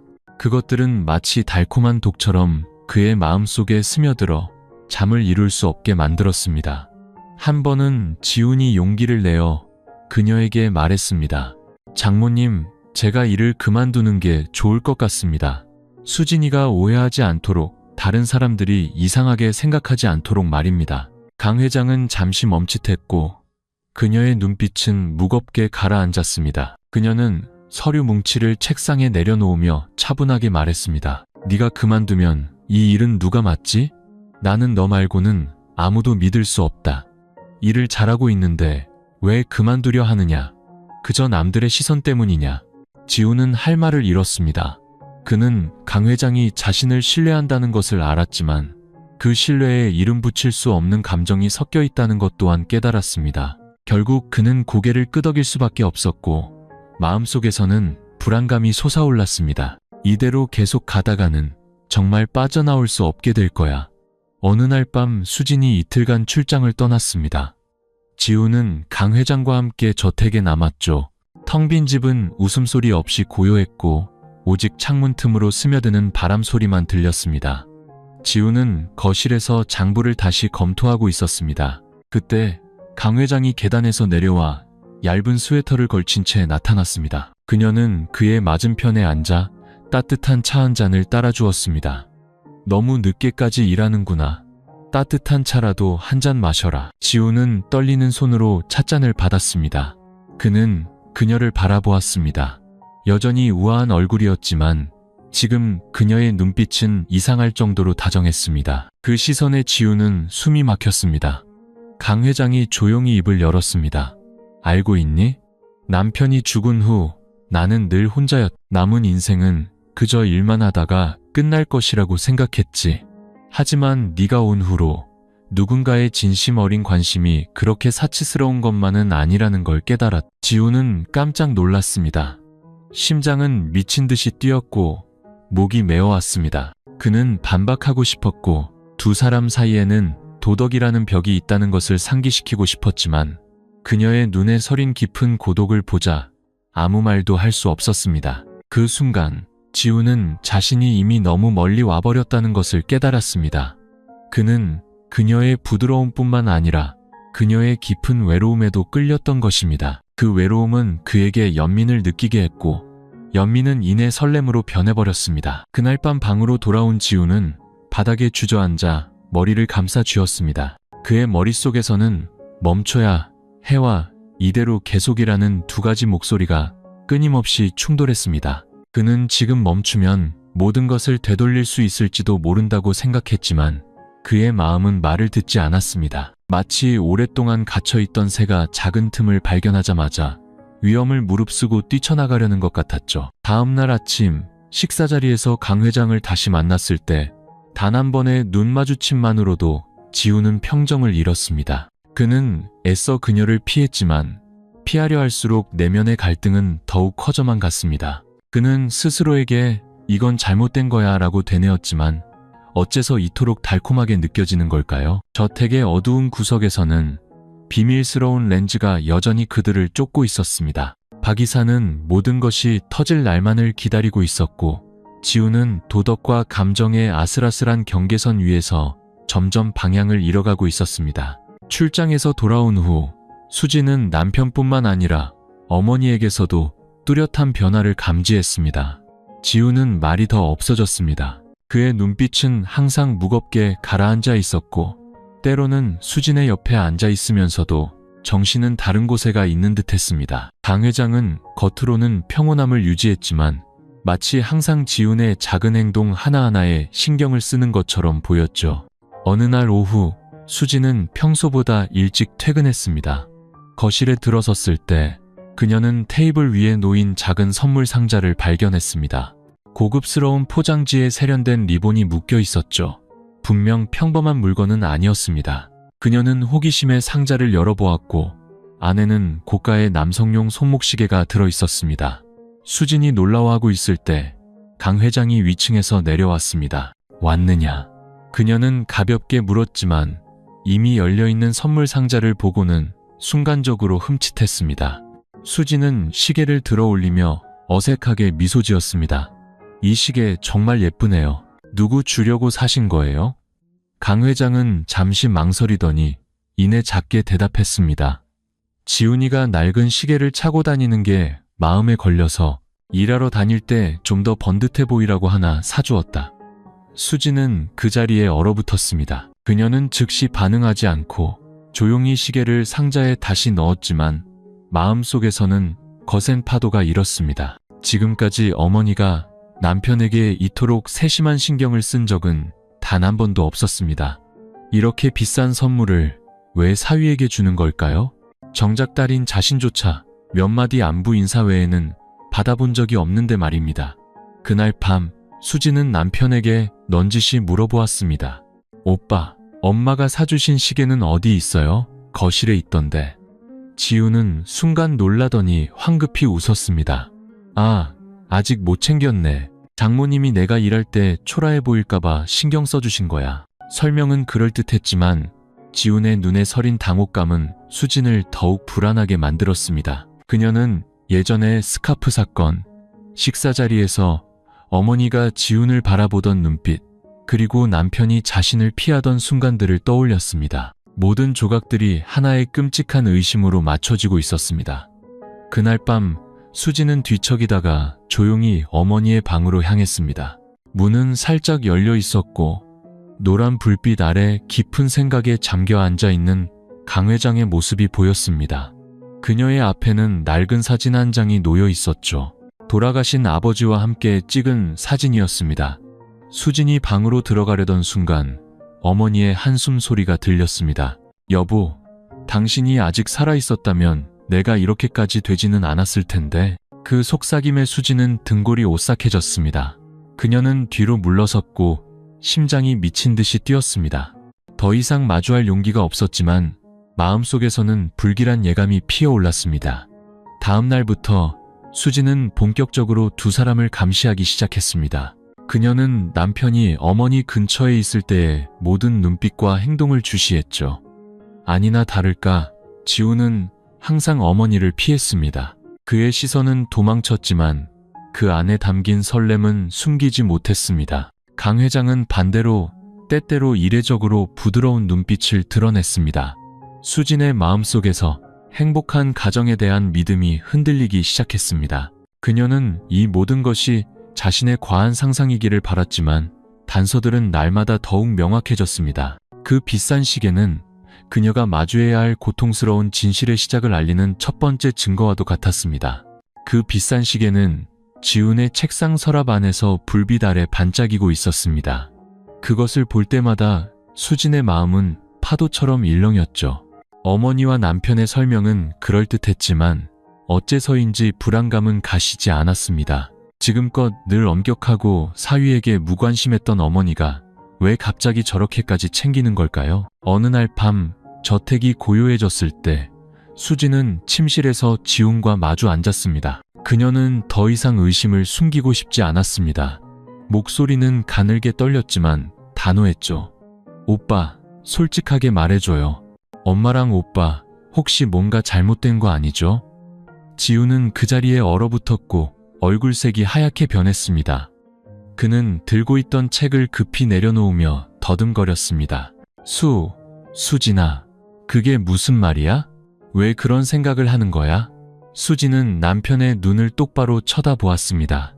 그 어느 때보다 날카로운 눈빛이었죠. 그 스카프부터 이 시계까지, 그리고 엄마를 볼 때마다 흔들리는 오빠 눈빛. 나 바보 아니에요. 오빠가 변했다는 거 나도 느껴요. 지우는 고개를 푹 숙였고 두 손을 꽉 쥐었습니다. 심장은 통제 불능으로 뛰었죠. 그는 부인하고 싶었지만 수진의 말은 비수처럼 가장 아픈 곳을 찔렀습니다. 잠시 침묵이 흐른 뒤 그는 애써 평정을 되찾으려 했습니다. 당신이 너무 예민하게 구는 거야. 장모님은 그냥 날 아들처럼 아껴주시는 것뿐이야. 선물 같은 건 별 의미 없어. 오해해서 가족관계를 망치지 마. 수지는 씁쓸하게 웃었고 눈에는 눈물이 고였습니다. 아들이요? 하지만 엄마가 오빠를 보는 눈빛이 어떤지 알아요? 난 엄마가 누군가를 그런 눈으로 보는 거 처음 봤어요. 그리고 오빠도 더 이상 예전의 오빠가 아니잖아요. 지우는 당황해서 아내의 손을 잡으려 했지만 수지는 손을 뿌리쳤습니다.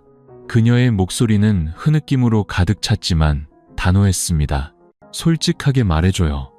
만약 오빠랑 엄마 사이에 뭔가 있다면 평생 속고 사는 것보다 차라리 오늘 아는 게 나아요.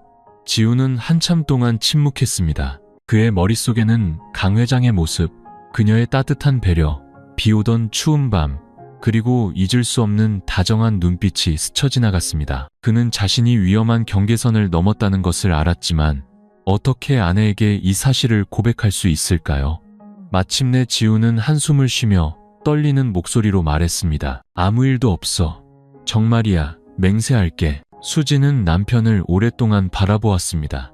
그의 말은 단호했지만 눈빛은 그녀를 피하고 있었죠.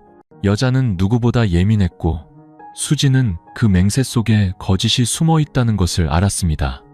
그날 밤 수지는 등을 돌리고 누워 소리 없이 눈물을 흘렸습니다. 지우는 옆에 누워 눈을 뜬 채 마음속이 수백 개의 바늘로 찔리는 듯한 고통을 느꼈습니다. 그는 아내를 지키고 싶었지만 동시에 강 회장과 얽힌 보이지 않는 끈을 끊어낼 수도 없었습니다.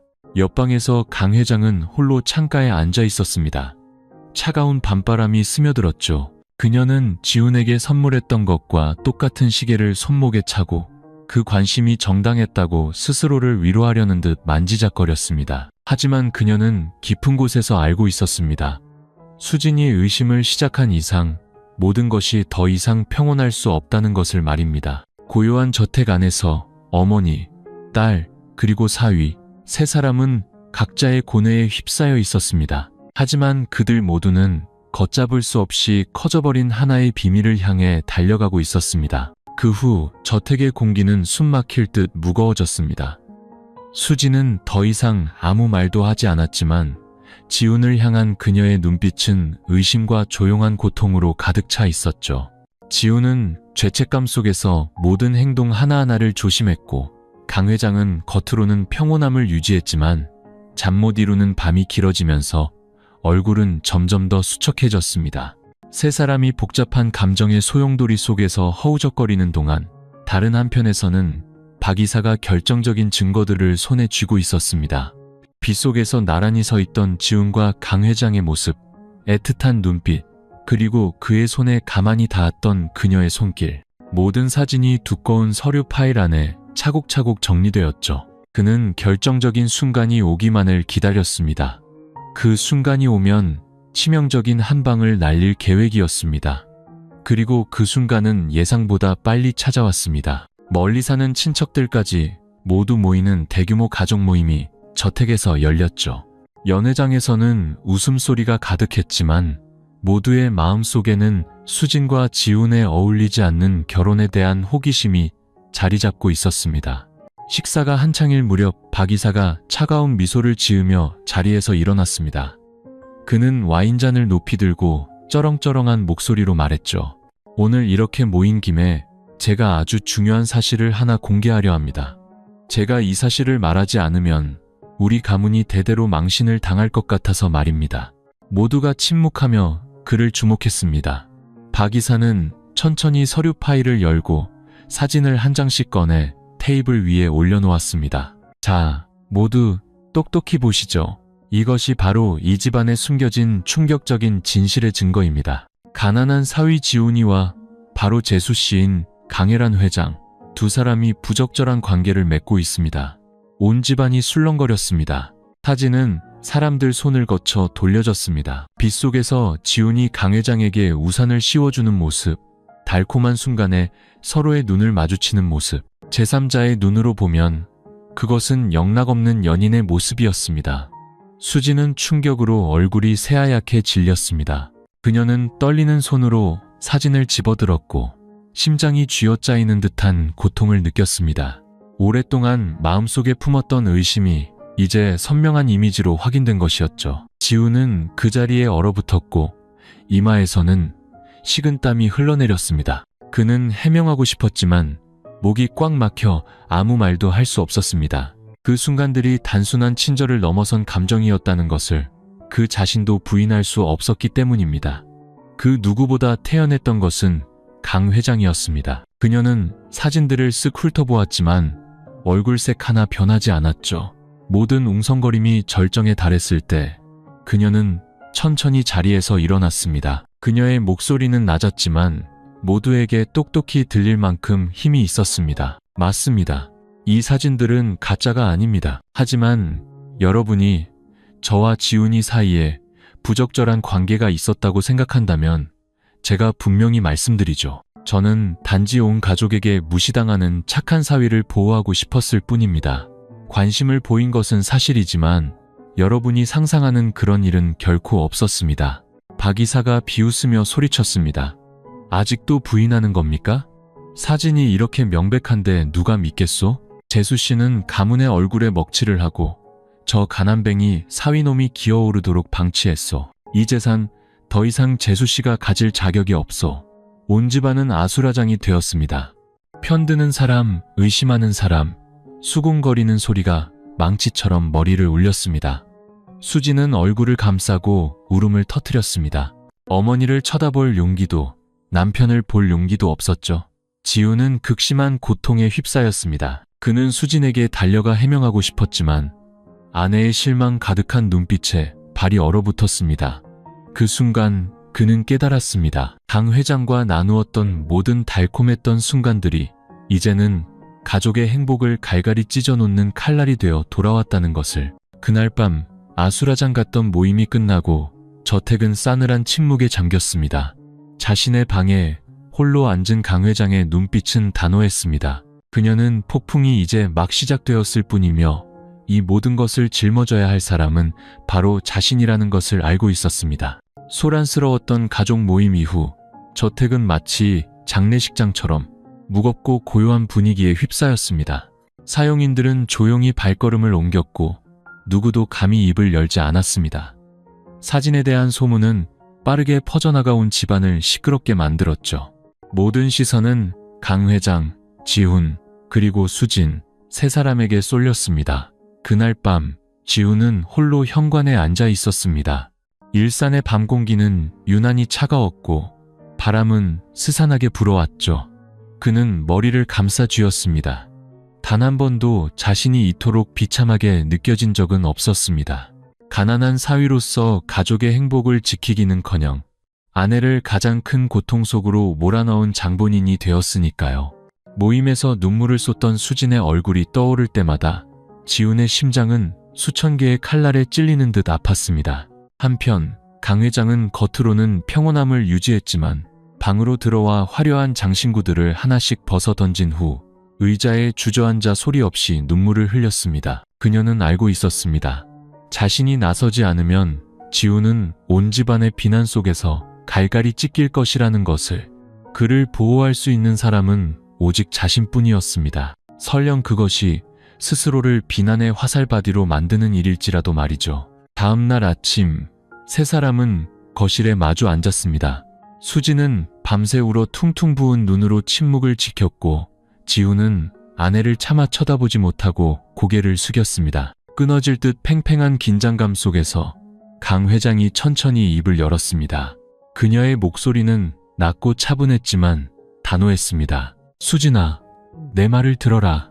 어제 일어난 일, 남들이 본 것이 틀리지는 않았다. 하지만 너는 알아야 한다. 모든 잘못은 나에게 있다는 것을. 내가 약했고 내가 외로웠다. 그래서 내가 지운 일을 이 잘못된 감정 속으로 끌어들인 거야. 그 아이는 그저 휩쓸렸을 뿐이다.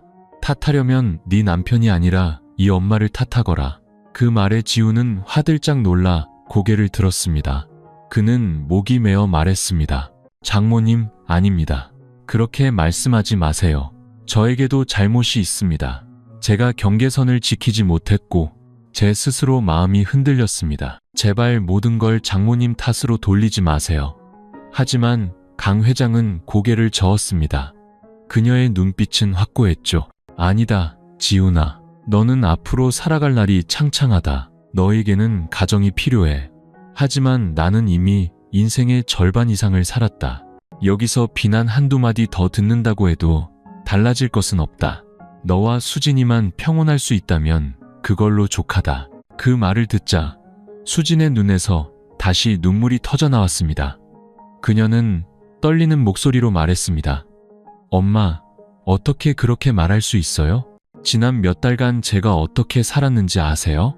저는 제 남편을 믿었고 사랑했어요. 하지만 모든 작은 행동들, 그 눈빛들, 모든 게 제 심장을 후벼 팠어요. 저는 가장 사랑하는 사람과 제 친엄마에게 동시에 배신당한 기분이에요. 방 안에는 무거운 침묵이 흘렀습니다. 지훈은 무릎을 꿇고 눈물을 쏟았습니다. 그는 수진을 안아주고 용서를 빌고 싶었지만 두 사람 사이의 거리는 그 어느 때보다 멀게 느껴졌습니다. 강 회장이 다가가 딸의 어깨에 조용히 손을 얹었습니다. 그녀의 목소리는 메어 있었죠. 엄마를 용서해다오. 내가 잘못했다. 나는 더 이상 네게 기댈 곳이 되어줄 자격이 없다. 하지만 부디 지훈이만은 미워하지 말아다오. 그 아이는 진심으로 너를 사랑했다.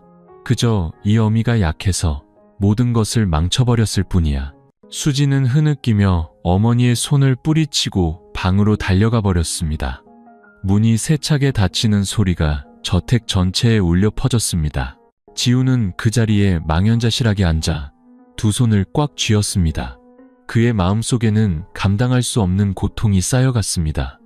수진의 믿음을 저버린 고통, 강 회장이 모든 죄를 대신 짊어지게 한 고통, 그리고 더 일찍 멈추지 못했던 나약한 자신에 대한 고통이었습니다. 밤이 깊어지자 저택의 불빛은 희미해졌습니다. 세 개의 방, 세 명의 사람, 세 가지의 고통. 하지만 그들 모두는 자신들이 만들어낸 비극적인 감정의 소용돌이에서 헤어나올 수 없었습니다. 폭풍 같은 며칠이 지나고 거대한 저택은 무서울 정도로 고요해졌습니다.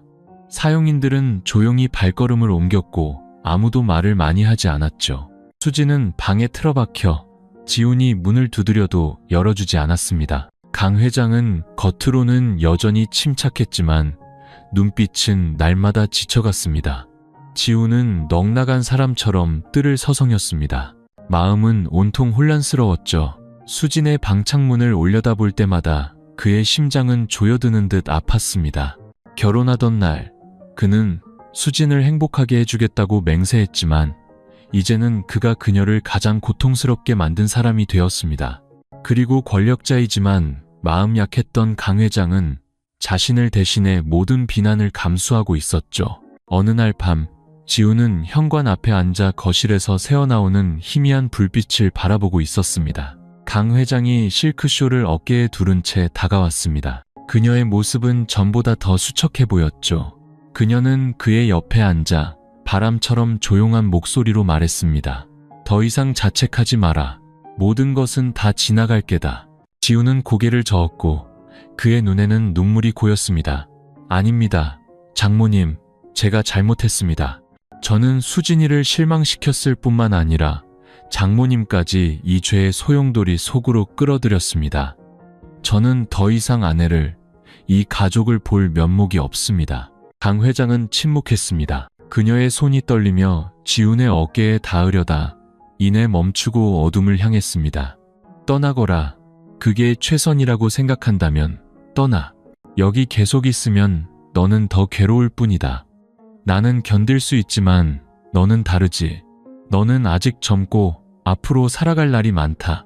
지훈은 깜짝 놀랐습니다. 떠나는 것을 생각하긴 했지만 강 회장이 먼저 그 말을 꺼낼 줄은 몰랐습니다. 그 순간 그의 마음속에는 형언할 수 없는 고통이 밀려왔습니다. 감사함과 동시에 끝없는 죄책감이었습니다. 다음 날 아침 지훈은 낡은 배낭에 조용히 짐을 쌌습니다. 그는 수진의 방으로 들어가 여전히 등을 돌리고 누워있는 그녀를 보았습니다. 그는 망설이다가 조용히 말했습니다. 미안해. 내가 떠날게. 그래야 네가 더 이상 고통받지 않을 것 같아. 어떻게 되든 네가 행복하길 바라. 수진은 돌아보지 않았고 그저 이불 끝을 꽉 쥐었습니다. 눈물은 흘러내렸지만 소리가 새어나오지 않도록 입술을 깨물었습니다. 지훈은 깊이 고개를 숙이고 조용히 방을 나섰습니다. 거실을 지나갈 때 강 회장이 그곳에 서 있었습니다. 그녀의 얼굴은 평온했지만 눈가는 붉게 충혈되어 있었죠. 두 사람은 아무 말 없이 잠시 서로를 바라보았습니다. 그 눈빛 속에서 지훈은 후회와 결심을 동시에 읽었습니다. 저택의 철문이 그의 등 뒤에서 닫혔습니다. 밖은 스산한 일산의 겨울 날씨였고 국도로 이어지는 작은 길은 마치 새로운 갈림길처럼 펼쳐져 있었습니다. 지훈은 발걸음을 옮겼습니다. 마음은 한결 가벼워졌지만 동시에 무겁게 가라앉았죠. 그는 많은 것을 잃었다는 것을 알았습니다. 수진의 사랑, 강 회장의 평온, 그리고 자기 자신까지도. 저택 안에서 수진은 문 닫히는 소리를 듣고 참았던 울음을 터뜨렸습니다. 강 회장은 의자에 주저앉아 참았던 눈물을 흘렸습니다. 하지만 그녀는 알았습니다. 지훈이 떠나는 것이 모두를 위한 유일한 해방구라는 것을. 그날부터 저택에서 지훈의 모습은 사라졌습니다. 사람들은 그가 고향으로 돌아갔다고 말했고 어떤 이는 비웃고 어떤 이는 안타까워했지만 남겨진 사람들의 마음속에 생긴 빈자리는 너무나도 컸습니다. 쉽게 채워질 수 없는 빈자리였습니다. 지훈이 저택을 떠난 후 집안의 공기는 채울 수 없는 공허함으로 가득 찼습니다. 수지는 말이 줄었고 몇 시간이고 방 안에 조용히 앉아있기 일쑤였죠. 강 회장은 밖에서는 바쁘게 일했지만 집에 돌아오면 깊은 침묵에 잠겼습니다. 집안의 모든 사람들은 그 차가운 분위기를 뚜렷하게 느꼈습니다. 어느 날 밤 수지는 우연히 어머니의 방 앞을 지나가게 되었습니다. 문은 살짝 열려 있었고 노란 불빛 아래 화장대 앞에 앉아있는 강 회장의 모습이 보였습니다. 그녀의 손에는 표지가 낡고 색이 바랜 오래된 일기장이 들려 있었죠. 수지는 망설이다가 조용히 문을 두드렸습니다. 엄마, 아직 안 주무세요? 강 회장은 고개를 들었고 잠시 놀란 듯 했지만 이내 희미하게 미소 지었습니다. 들어오너라, 딸아. 그냥 옛날 생각 좀 하고 있었단다. 수지는 어머니 옆에 앉았고 그녀의 시선은 일기장에 머물렀습니다. 잠시 망설이던 강 회장은 깊은 한숨을 내쉬며 일기장을 딸 쪽으로 밀었습니다. 아마 이제는 네가 내 과거를 알아야 할 때인 것 같구나. 이걸 읽고 나면 내가 왜 그렇게 약해졌는지 이해할 수 있을 게다. 누렇게 변한 종이 위로 섬세한 필체의 글씨들이 나타났습니다. 수지는 천천히 읽어 내려갔습니다. 한 문장 한 문장이 마치 다른 세상의 문을 여는 것 같았죠. 그때 나는 갓 20살이었다. 나는 같은 마을의 한 남자를 사랑했다. 그는 가난했지만 착하고 진실한 사람이었다. 하지만 집안에서는 나를 아버지 뻘 되는 부유한 사업가, 네 아버지에게 시집 보내려 했다. 나는 울고 애원했지만 아무것도 바꿀 수 없었다. 결혼식은 화려했지만 내 마음은 눈물로 가득 찼다. 그 사람과 사는 내내 나는 단 한 번도 진심 어린 사랑의 말을 들어본 적이 없었다. 그는 나를 세상에 과시하기 위한 장신구처럼 여겼다. 그가 죽고 나는 부와 권력을 가진 여자가 되었지만 내 마음은 텅 비어 있었다. 수지는 읽기를 멈추고 어머니를 바라보았습니다. 강 회장의 눈에는 눈물이 그렁그렁했고 목소리는 가늘게 떨렸습니다. 나는 40년 넘게 고독 속에서 살았다. 딸아. 밖에서 사람들은 나를 존경했지만 내 안에는 그저 따뜻한 품을 갈망하는 한 여자만 있었을 뿐이야. 지훈이가 나타났을 때 그 아이의 진실함이 내 젊은 시절과 내가 사랑했던 그 남자를 떠올리게 했다. 잘못된 줄 알면서도 내 마음을 멈출 수가 없었단다. 그 고백에 수지는 할 말을 잃었습니다. 그녀는 어머니를 바라보며 안타까움과 원망을 동시에 느꼈습니다. 수십 년간 차가운 가면 속에서 살아야 했던 어머니가 안타까웠지만 바로 그 약함이 가족을 비극으로 몰아넣었다는 사실에 원망스러웠습니다. 엄마, 수진의 목소리는 메었고 눈물이 터져 나왔습니다. 왜 진작 저한테 말씀하지 않으셨어요? 제가 이해하고 위로해드릴 수 있었을 텐데. 그런데 엄마는 왜 하필 제 남편에게 가셨어요? 강 회장은 얼굴을 감싸고 눈물을 쏟았습니다. 미안하다. 내가 너무 이기적이었다. 단 한 번만이라도 내 마음에 솔직하게 살고 싶었는데 용서받을 수 없는 잘못을 저지르고 말았구나. 그 방 안에서 두 모녀는 나란히 앉아 있었지만 그들 사이의 거리는 천길 낭떠러지처럼 멀게만 느껴졌습니다.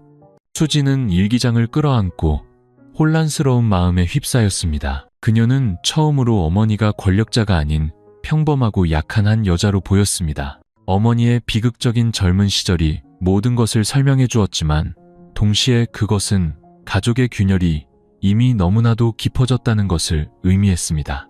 어머니를 아무리 안타깝게 여긴다 해도 수지는 그 잔인한 진실을 쉽게 용서할 수 없었습니다.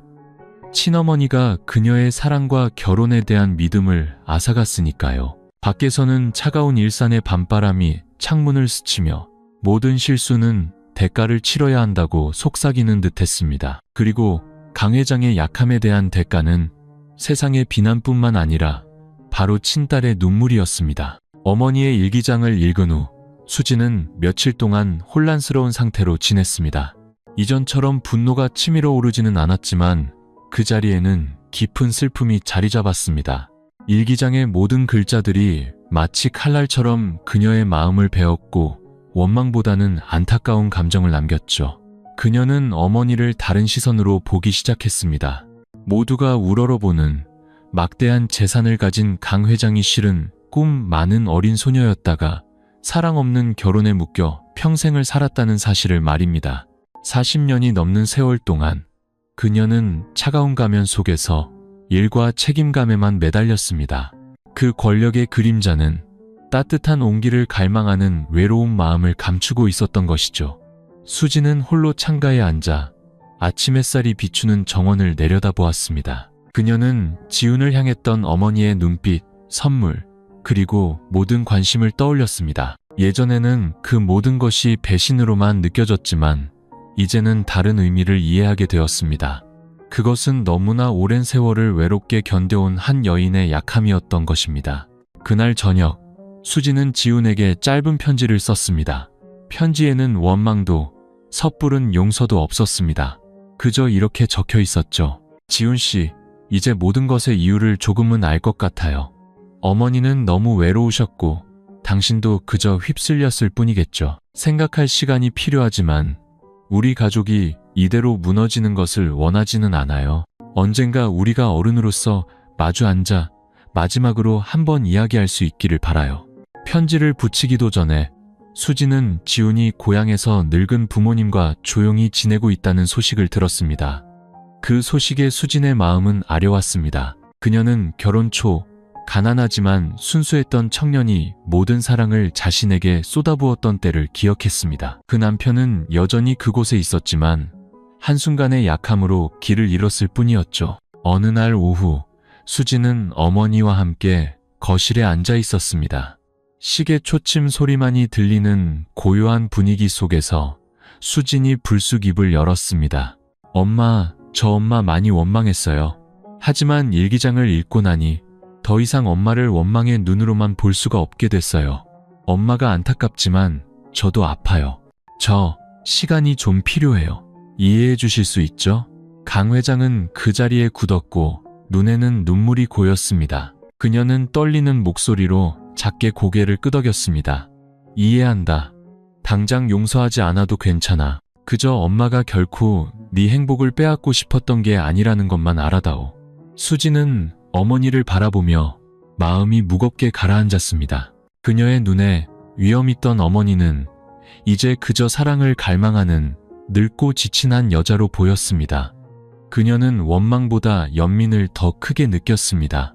그날 밤 수지는 오랫동안 생각에 잠겼습니다. 모든 것을 잊기는 어렵겠지만 평생 원망 속에서 살 수도 없다는 것을 알았습니다. 고통 속에 자신을 가두면 결국 손해보는 것은 자기 자신뿐이었습니다. 수지는 스스로에게 다짐했습니다. 어쩌면 용서는 받아들이는 것이 아니라 앞으로 나아가기 위한 방법일지도 모른다고.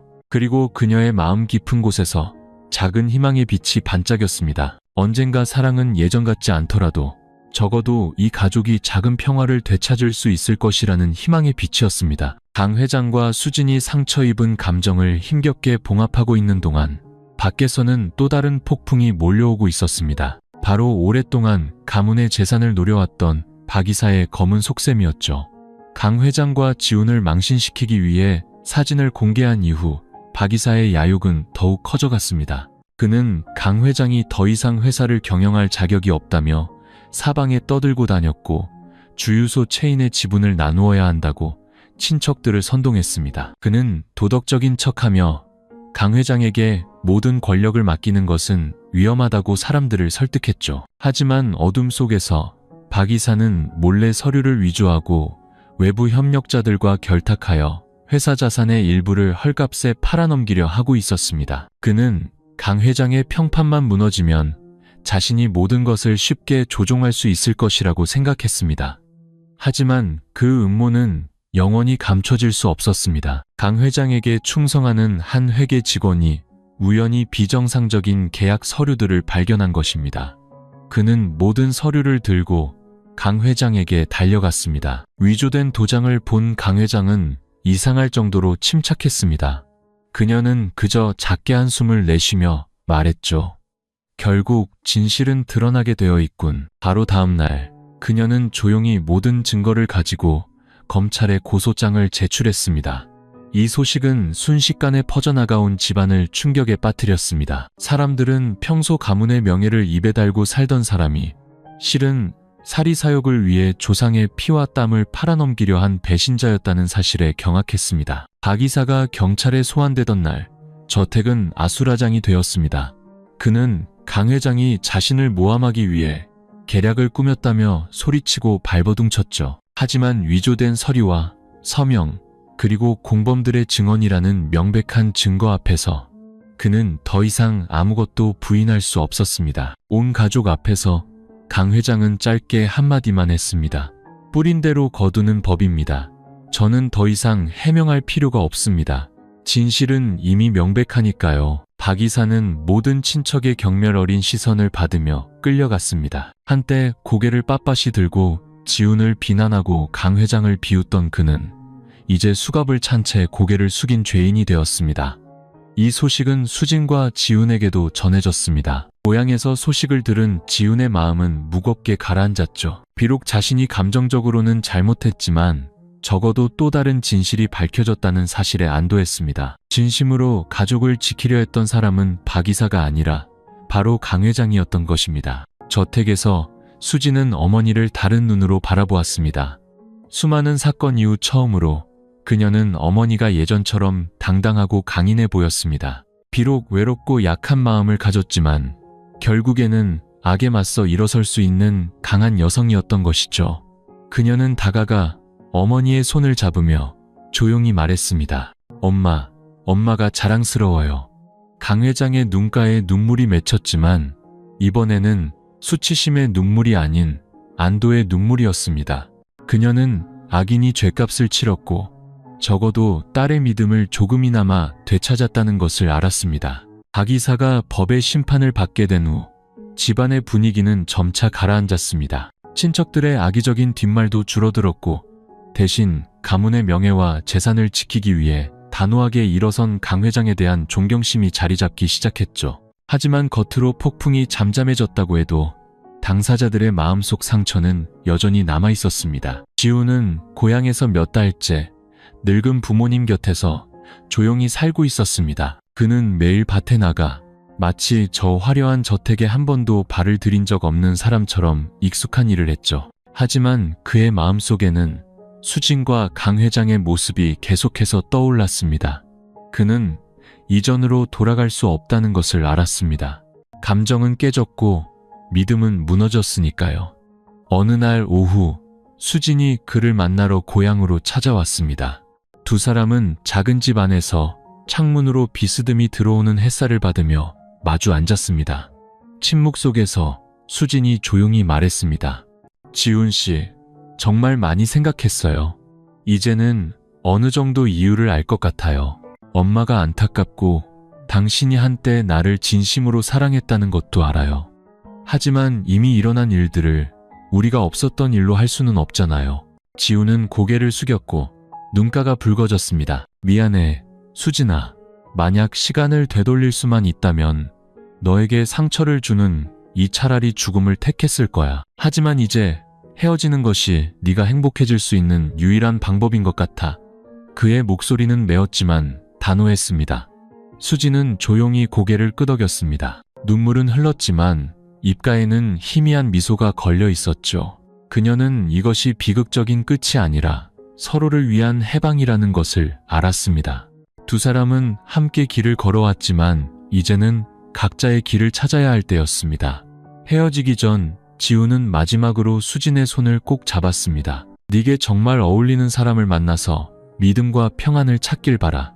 당신도 이제 그만 자책하고 새로운 인생을 시작하길 바라요. 수진은 반짝이는 눈으로 대답했습니다. 그렇게 두 사람은 원망이나 미련 없이 평화롭게 헤어지는 길을 택했습니다. 한편 강 회장은 모든 일을 겪은 후 진정한 평온을 찾는 유일한 길이 사회에 헌신하는 것임을 깨달았습니다. 그녀는 재산의 상당 부분을 기부하여 일산 지역의 어려운 아이들을 위한 장학재단을 설립했고 소외된 이웃을 돕는 자선활동을 시작했습니다. 장학금 수여식 단상에 서서 아이들의 감사함이 가득한 눈빛을 볼 때마다 그녀는 평생 동안 자신이 놓치고 살았던 것, 바로 진실한 사랑에서 오는 따뜻함을 느꼈습니다. 한 번은 수진이 자선행사에서 연설하는 어머니의 모습을 보며 마음이 뭉클해지는 것을 느꼈습니다. 그녀는 어머니가 이제 약한 감정에 휩쓸리지 않고 나누고 베푸는 삶을 통해 올바른 길을 찾았다는 것을 알았죠. 그녀는 다가가 어머니의 손을 꼭 잡았습니다. 그 순간 두 모녀는 말이 필요 없었습니다.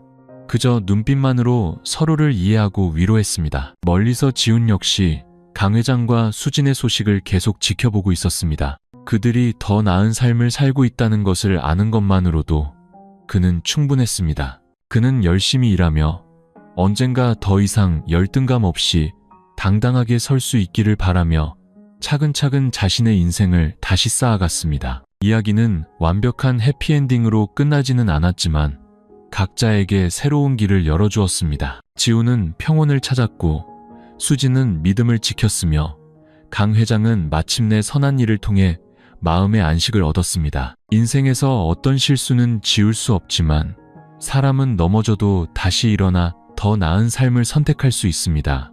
그리고 그것이야말로 가장 중요한 것이겠죠. 지훈, 수진, 그리고 강 회장의 이야기는 우리 마음속의 유혹과 공허함에 대한 경고의 메시지를 남깁니다. 사랑이 올바른 방식으로 채워지지 않을 때, 그리고 고독이 길어질 때, 사람은 쉽게 약해져 잘못된 길로 들어서고 결국 스스로 고통을 자초하게 됩니다. 지우는 가정을 잃었고 수지는 믿음을 잃었으며 강 회장은 비난과 죄책감을 짊어져야 했습니다. 하지만 바로 그 무너짐 속에서 그들은 용서와 내려놓음이야말로 평화를 되찾는 유일한 길이라는 것을 깨달았습니다.